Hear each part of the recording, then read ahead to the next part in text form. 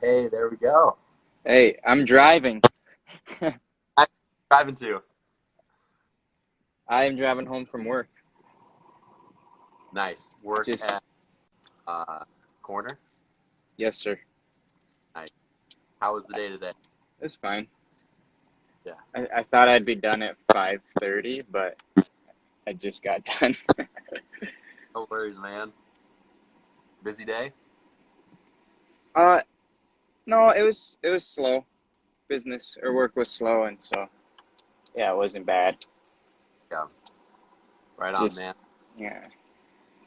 Sweet. Well, for those of you who are tuning out, um, we do this every Friday from 6 to 6:30, Instagram Live with a special guest. And tonight, our topic is what it looks like to be a devoted follower of Jesus. One of our student leaders, I was asking her what they want to hear about. They want to hear talk about what it means, what it looks like to be a devoted follower of Jesus. So, Pastor Brock, you're our special guest on the hot seat tonight to talk about kind of what that looks like. So, um, Yeah, before we thanks get for the started, big impossible topic. we had a special question sent in by Evan Dio. He wants to know where you get your haircut. Where I get my hair cut? Yeah. Um, well, the last person that cut it was my mother-in-law.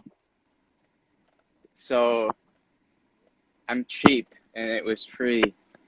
And the problem is I'm never super satisfied with a haircut, and so I don't want to pay for it. And then so I got it free, and I'm actually satisfied. There you go. Looks good. So my mother-in-law, Tina Smith, she does Smith, right? not she does not cut hair professionally.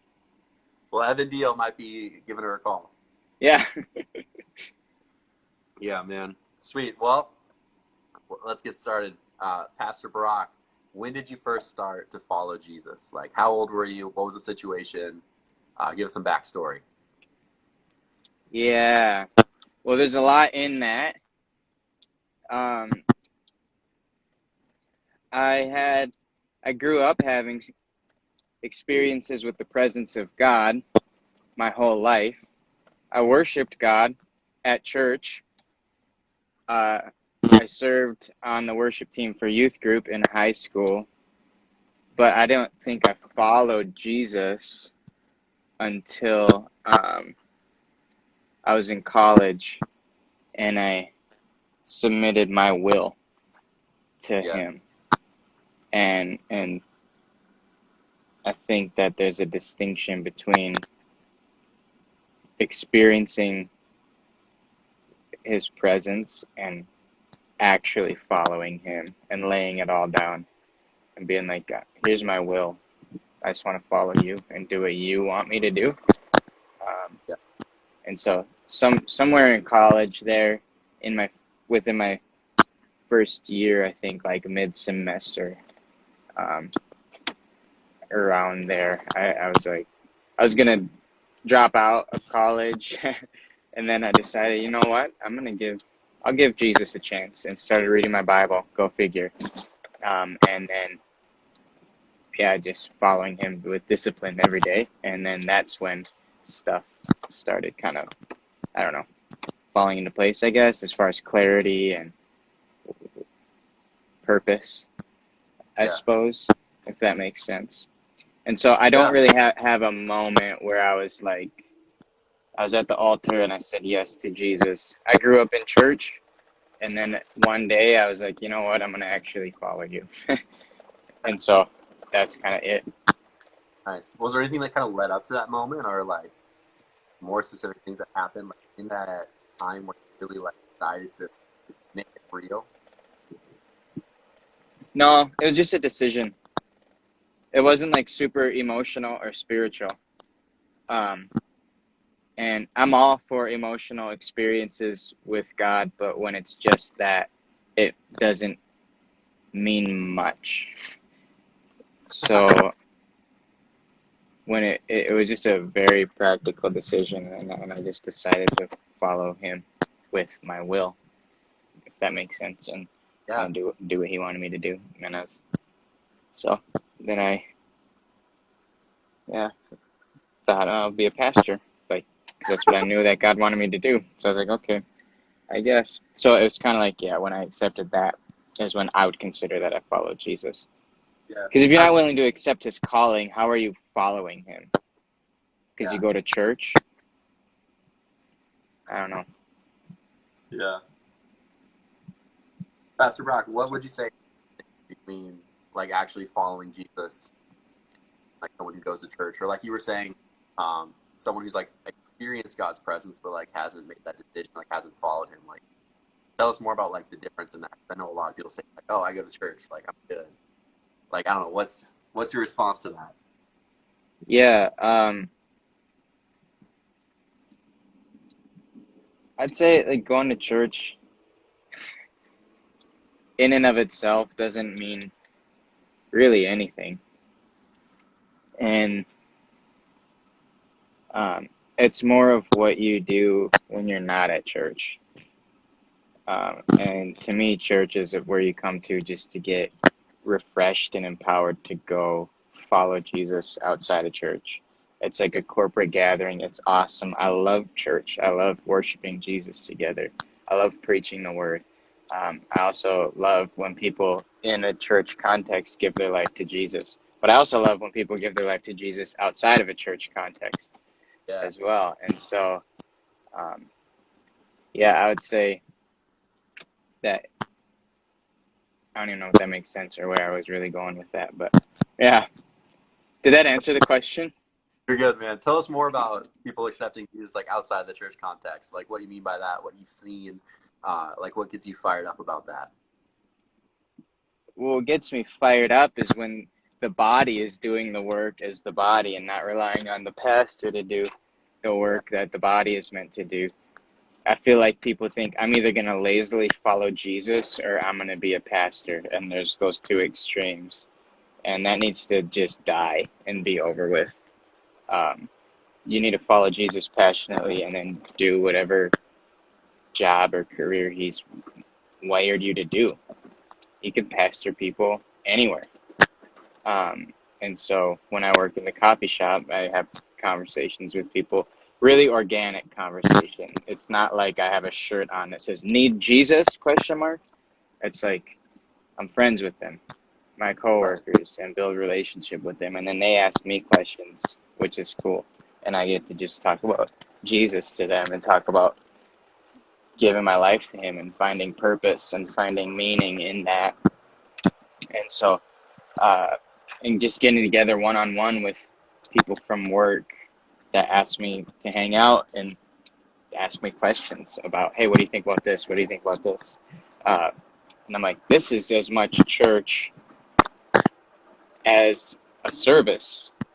Like Right. we're having church right now in this coffee shop, me and you, like, you know what I'm saying? So I just think when you give your life to Jesus, actually, not a weeknight to Jesus, like it expands and actually like you're actually following him. That's why there's such a dropout of like when people get to college and the youth group is done, they stop following Jesus um, because it didn't become a daily like part of their life.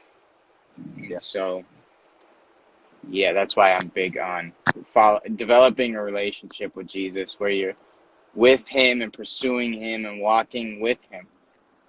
Yeah. And church is a part of that, a small part of that. Yeah. Yeah. Yeah. How would you explain that? Like, say someone comes up to you, totally new to church, and they're like, "What do you mean a relationship with Jesus? Like, what do you mean walking with him?" Like, how would you break that down? Yeah, it depends on the person and it depends on what they're asking because it's hard. It's not, there's no blanket answer, and that's the hard thing. That's why the best evangelism you can have is a relationship with someone. Yeah. Um, and so I guess it just depends. I always tie it back to finding purpose. And so if I'm unpacking it, I just talk about, you can go back to the very beginning and talk about the fall and Yeah. if I cut out real quick there, Yeah. but like No, talk about that's how good. you're sanctified and then and saved from Jesus and that relationship with him, because God is perfection, and when we're imperfect, perfection and imperfection can't mix, otherwise it makes perfection no longer perfection. And so we need to be perfect, and the only way that we can be perfect is to have the filter of relationship with Jesus, so that we're made perfect because of Jesus' righteousness. And then you can tie it back to that. And then when I talk about following Jesus or walking with Jesus, it's just a daily thing. A daily thing is just walking with Jesus and spending time with Jesus and pursuing Jesus. You can break it down practically. The most practical way, I believe, to consistently encounter Jesus is to read your Bible. It sounds so basic, but people don't do it. Then it's like, well, where is God? And I don't want to follow Jesus. It's not done anything. Well, you haven't followed Jesus. You went to youth group once a week, once a month, even. Yeah. Yeah. But when I tell someone about Jesus, I always tie it back to purpose. I'm like, man, when I give my life to Jesus, I just want purpose. Yeah. In following him. So, I don't know. Yeah. I dig that. That's super cool. So, Pastor Brock, on an average day in your life, like, what are some things that you do to connect with Jesus, to walk with Jesus, like to build that relationship? What does that look like? Well, right now it's all different because I have a 6-week-old. Yeah. But typically, I get up early. I'm not telling you have to get up early, but I get up early, make coffee, thank God, praise Jesus, and then it changes season to season. I think that in different seasons, I connect with God better in different ways, and it's just very organic and very fluid. And so sometimes I don't read my Bible as much, and I end up like listening to worship music and kind of just worshiping a lot. Sometimes I pray a lot. Right now, I've just been like kind of sitting in quiet and just enjoying the peace of God. But I always am reading my Bible within that. It's just like, so I'll typically like kind of just sit quietly for some portion, and different seasons, depends on how long that is. And then I'll read my Bible, and then I will pray. So I'm trying to make sure I'm always like praying, I'm always listening, and I'm always learning. And so different seasons, again, it's different. Like sometimes I'll read my Bible for like an hour and a half. And sometimes I'll read it for 15 minutes. Just there's no system to it. Yeah. Right on. Well, I just want to say again, hopping in right now, just like Matt Owens, I see you hopping in. Feel free to send any questions. This is Coffee Chats every Friday at 6 to 6:30. Right now we're talking about kind of what it looks like to be a devoted follower of Jesus. So if you have questions, send them in. We'll be happy to answer them. Well, Pastor Brock, I got a question for you. So you planted Agape. Was it a year and a half, 2 years? How long has it been now? It was like a year before COVID. However long it's been since COVID, I don't know. What it was, it been 4 months or something? So like a year and 4 months about. Yeah. How's your relationship with Jesus kind of shifted since planting Agape? Like, how's that grown you, stretched you, or caused just the relationship kind of look different grow? I realized how insignificant I am. People like to sensationalize leaders. And when you do that and you build up the leader and you build up the pastor, you always push down Jesus. And I'm sick of it. There's great leaders that lead small churches. There's great leaders that lead large churches. There's poor leaders that lead large churches. And everyone thinks that they're the best guy. It's the metric of success has become church size, and that's gross. And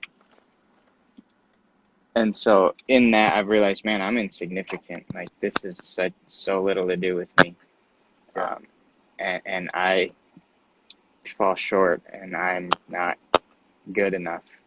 And I'm not saying that as a pity way for people to send me messages and say, no, you are good. No, I don't need that. I'm just saying, like, truthfully, like I drop the ball often, but there's grace on it. And yeah, and then I've also been thinking a lot lately on there's this weird,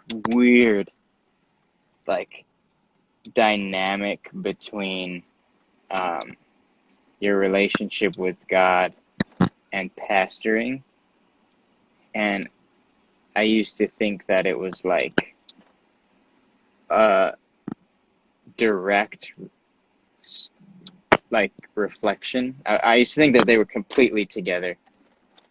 And this is going to sound weird, but now I've realized that I think they're more separate than we think.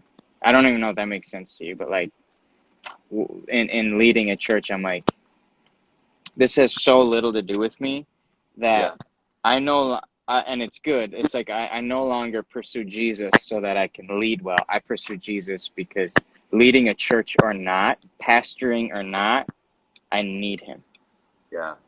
and I need him just to. And so I'm growing closer to him as a man and as a human being. Yeah. Separately, I'm growing as a leader, and they are Yeah. connected. Yes, absolutely. But I think they're two separate entities that, yes, you need both.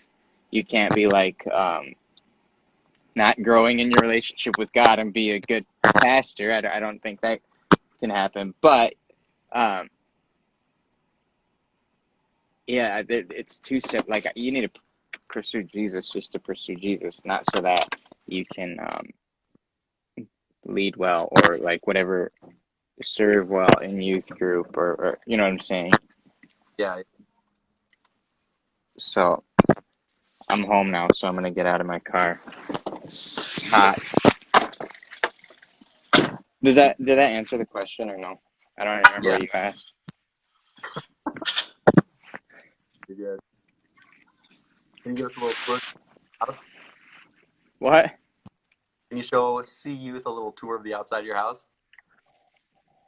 Well, how do I flip this over? I'm like a 90-year-old.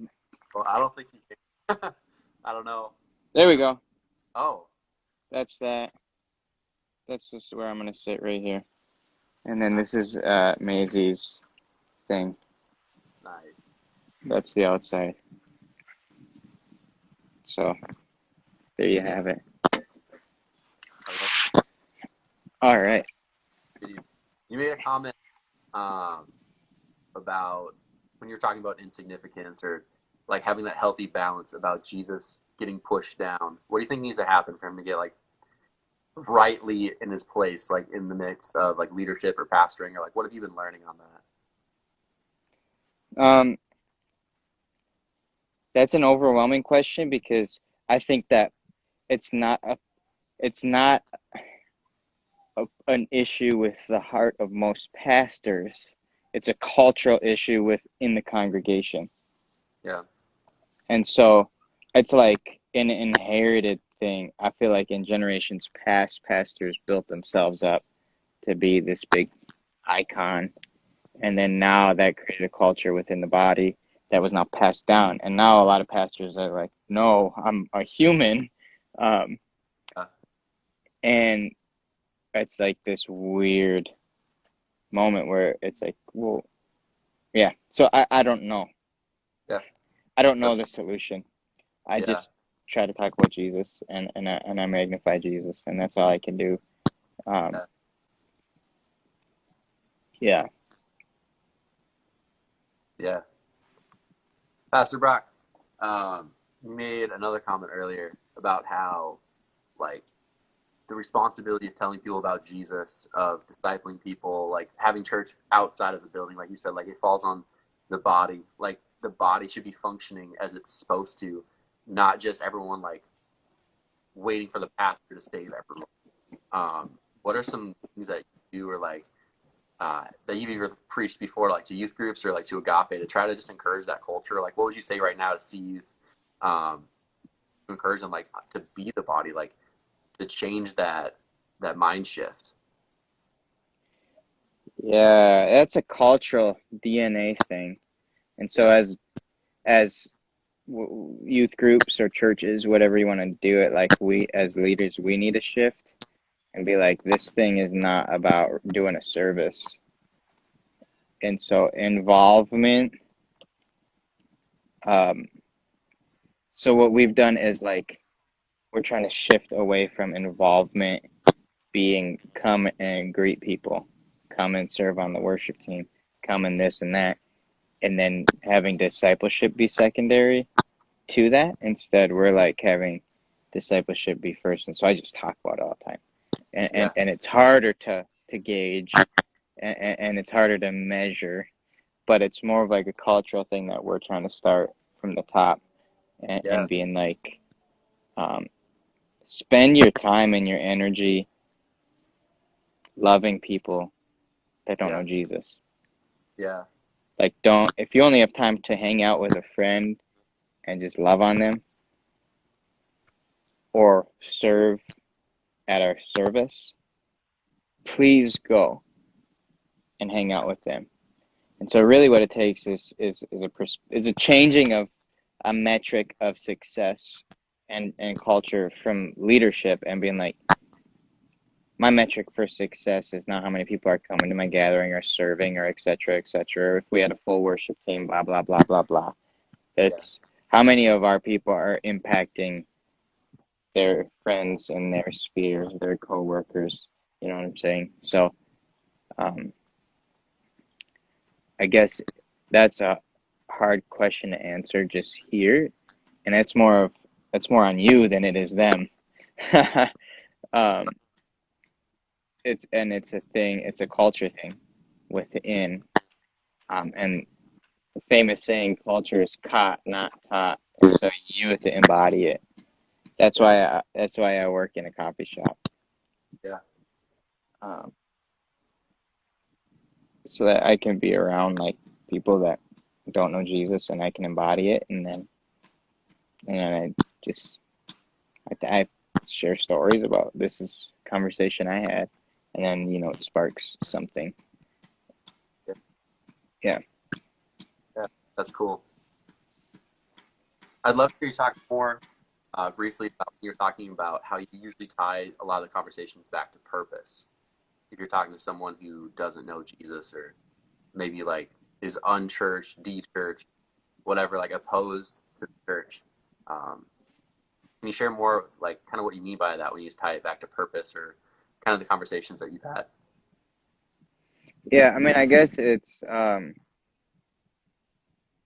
it's kind of like an overarching thing that I've noticed with uh, Generation Z or whatever you want to call it, them, um, that a lot of them are looking for purpose. There's so much billion shallow connections, and so if you can tell them about the one deep connection, that's true overarching Yeah, purpose, then I think it's just for me, it's like a language that I use so that it kind of gets people's ears and hearts open to receiving the message of Jesus.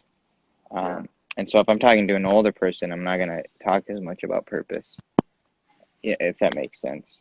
Um, yeah, and so, again, I can't answer that question super well because I'm really good at not answering your questions. Um, gotcha. because it's a conversation to thing. It's not a formula. Right. Like, let's get away from formulas and let's let the formula just be loving people.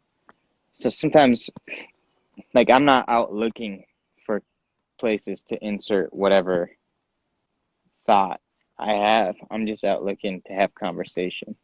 And Yeah, that's my metric for success. If I'm in relationship and talking to someone, doesn't matter what I'm talking about. I mean, I feel like I'm being Jesus to them just by talking yeah, about whatever they want to talk about. And then every time I've shared it with someone, they've asked me, yeah, whoa, whoa, like, why are you a Christian? It's a lot of like what I get in wrapped in different ways, but that's like essentially the question. Why are you a Christian? Well, then purpose. That's my answer. Uh, so yeah, I guess so. That kind of answered that a little bit. Yeah, yeah. I like it. No, I feel bad. I am a lot the same way. Where like Tia will ask me questions, and I'm like, it depends on the situation. Like, I'm not gonna make a statement, but yet here I am. So that's funny. Yeah, Pastor Brock, is there any specific spiritual discipline recently, like that you've been diving into or spending more time thinking about? Yeah, I don't know if this is a discipline or not, like one of the whatever listed, but I've been Yeah. just letting go. Hmm. That's what I've been practicing in every sense of the word. Um, yeah, I think we ruin stuff by trying too hard. And when you let go, then that's truly when, like, I think God does his work. And not only that, he makes stuff clear. Yeah. So if you're facing a tension about something, I just am like letting go and be like, all right, God, you're going to make this clear. You're going to lead me. You're going to guide me. So I'm going to let go of the steering wheel here, and I'm going to let you do this. And so even with like the drive to like be somebody or something, like just letting go of that I don't know, like poor motivation Yeah. for stuff. And so it's become a discipline to me for me to just be like, all right, I'm letting go of control. Like I just want to submit and walk with you. Um, Yeah. yeah. Sweet. I love it. That's good. That's sweet. Cool. Right on. Well, Pastor Brock, would you mind just praying us out here for the students who are watching this now or watching it later Yeah, on YouTube? I'd appreciate certainly. that. Yeah, Yeah. I'd love to. Lord, we just thank you that you're good. We thank you that your grace is so much greater than we know. We thank you that you're always with us and you're always going before us in making our path clear. God, and I just pray for a generation that trusts you, a generation that's devoted to you, not just with emotions, but with discipline, Lord. Yeah, God, we just thank you so much. We love you. We trust you. In your name, amen. Amen. Sweet. Well, thank you, Pastor Brock. For anyone who's Yeah, watching this, absolutely. yeah, for anyone who's watching this next week, we're gonna have Pastor Mary on. She's gonna be talking about Oh, nice. when life doesn't go as you expect. So spread the word. Yeah, yeah. Sweet. Well, I'll see you guys next week. And Pastor Brock, thank you for joining us. Yep.